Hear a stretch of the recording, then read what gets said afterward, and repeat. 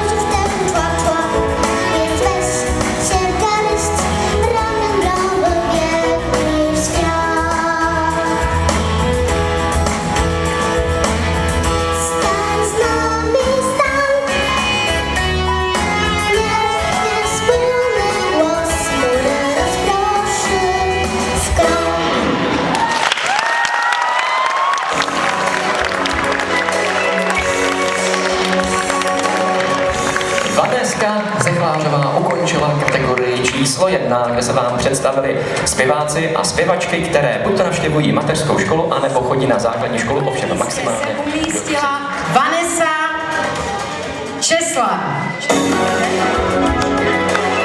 Řekla, ještě, že mi má náměstek po.